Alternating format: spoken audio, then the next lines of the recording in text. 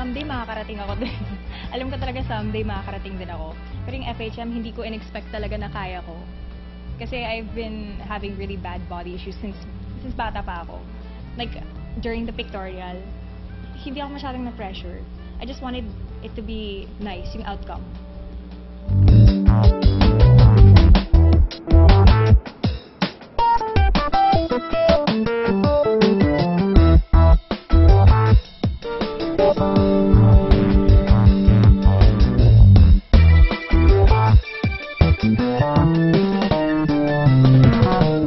Super conservative. Pati yung dad